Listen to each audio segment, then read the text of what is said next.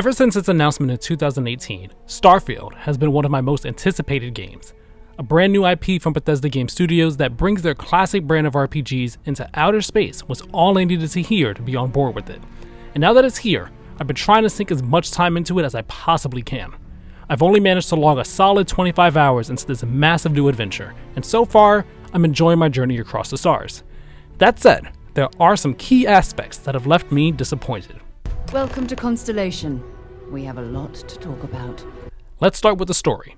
I've never placed too much importance on the main quest in Bethesda RPGs since to me, while they're interesting, they've always played second fiddle to the world itself and the side quests. That still rings true in Starfield, but to an even stronger degree, as I'm intrigued by the main quest to discover the purpose of this mysterious artifact that kicks things off, but I'm not all in on it just yet. It's not that I think the story is bad, rather it just hasn't grabbed me in the same way that the main quest in Skyrim and Fallout 4 did after playing for the same amount of time. I do like the members of Constellation that I've met so far though, with the smooth-talking Barrett and Constellation CEO Sarah being favorites of mine. The world building is also impressive, and it's been utterly fascinating to learn about the history of this brand new universe. Speaking of stories, the character creator offers a litany of options to give your character a backstory of some sort. You could choose an initial role that automatically gives you 3 separate skills from the skill tree, and then 3 other traits that each have their own pros and cons. I chose to be a soldier who was born in the United Colonies, still keeps in contact with his parents, and is an empath. This means that I start out skilled with certain weapons and boost packs, have access to special United Colonies dialogue, can see my parents whenever I want, and am more effective in combat when I do things that make my companions happy. I've been doing my best to really roleplay as this character I've created, and as such, I feel like it's made my time with Starfield more immersive than it would have been otherwise. So far, the side quests have generally been strong and have had me more invested than the main story.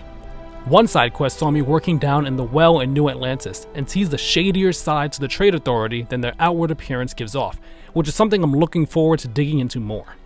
My favorite set of quests so far has been related to the United Colonies faction. What starts off as a simple delivery job to become an official member of the group turns into a mission to prevent countless deaths across the settled systems as I work alongside a formerly disgraced member of the UC military. Their backstory is captivating, and I'm enjoying working with them to accomplish this task. This storyline sinks its hooks into me almost instantly, but it's not the only narrative thread that I can follow with the UC right now, so I'm eager to see where these other stories take me as well.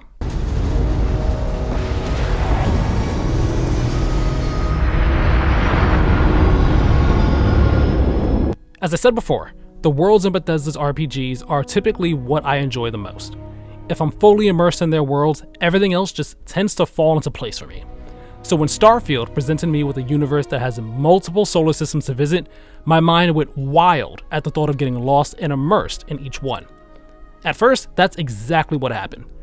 Walking amongst the people of New Atlantis and hearing their conversations in passing made the city feel full of life. Running across the surface of Mars and enjoying the lower gravity, something that I've only dreamt of doing in reality, brought out my inner child. Harvesting resources and scanning the local flora and fauna from different moons and planets made me feel like a real explorer discovering the unknown. I was in awe of the places that lay before me and couldn't wait to see what else Starfield had in store for me.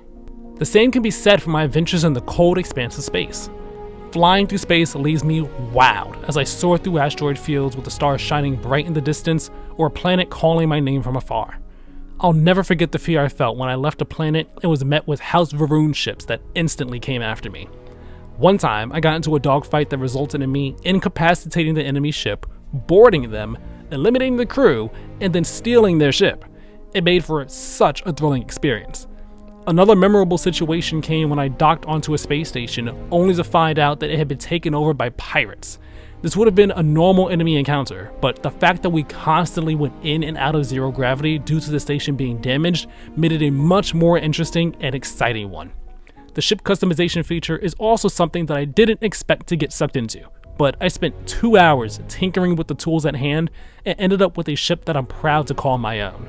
Unfortunately, as I started freely exploring Starfield's universe, the feeling of awe that I felt for exploration started to come and go due to how disconnected the galaxy felt.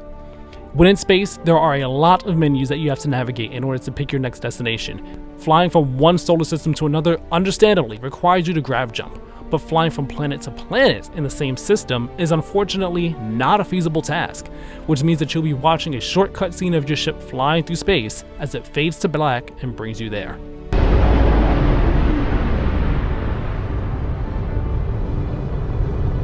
Because you can't directly fly between planets in space, you have to sit through another short cutscene after you pick your landing spot.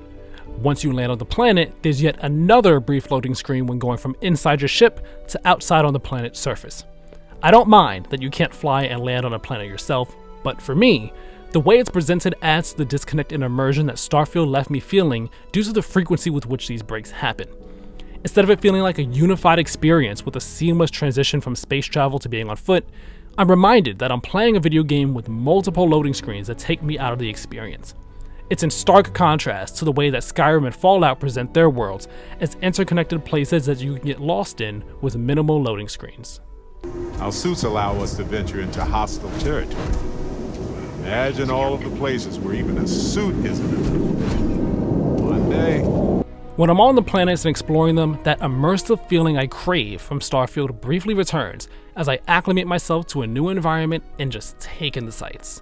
The planets and moons that I've been to look visually great and are home to some lovely vistas. Unfortunately, the things that I can do on them have slowly become less interesting the more that I've played. I may find an outpost with settlers that offer a mission or trade items, or I could find caves that are rich with resources. Abandoned outposts or factories will be home to pirates or spacers, but I've already come across more than a handful of repeated layouts for these locations in these first 25 hours, with some of them happening before I even started doing a lot of exploration. Now, I don't expect every building to have its own unique, handcrafted layout, as Skyrim and Fallout 4 weren't free of this problem either, but I certainly never noticed it as much. And even when I did, it didn't really matter to me because I was deeply immersed in their respective worlds, so it didn't break my immersion as much. These issues all come together to make each planet or moon really feel like the procedurally generated places that they are. When combined with the way traveling from planet to planet is handled, exploring the galaxy in Starfield feels like going to separate instance levels for a brief time instead of adventuring through an interconnected world. It's left me feeling conflicted as well because when I'm engaging in Starfield's handcrafted content or admiring the stunning views, my immersion is at an all-time high. But once I go off the beaten path, it starts to fluctuate, and that's not the kind of experience I want to have with Bethesda's RPGs.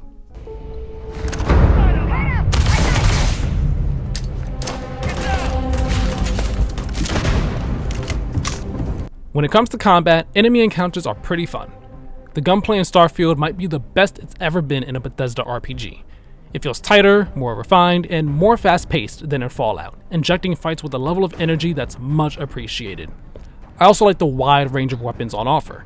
They all feel great, and thanks to the different weapon classes, each one has its own identity that's left me with a nice selection of favorites to rely on in different scenarios. It is a shame, though, that the enemy intelligence isn't the best in Starfield. They've never been that great in prior Bethesda games, so that may not be much of a surprise or sticking point for some, but I was hoping for more from them.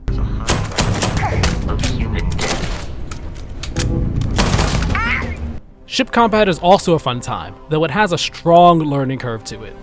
You have to take out an enemy's shields before you can properly damage their hull, with certain weapons doing this better than others.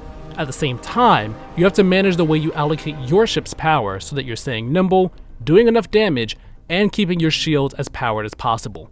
It's not the easiest balancing act, so early fights were a bit of a struggle, but once I got the hang of it, getting into dogfights was more enjoyable. This being a Bethesda game, bugs are bound to be present, and I've experienced a few so far. Some have been humorous, such as my companion being frozen in the air, but others, like having to fight an invisible enemy, have not. I've also had some annoyances in conversations with other characters. It's common for them to be looking a completely different way when talking for extended portions of our conversation before finally deciding to actually face the correct way. Ordinarily, I might ignore this, but it happens often enough and takes me out of the conversation every single time, so I simply can't. This is especially annoying since the facial models and animations are great and a major step up from Fallout 4.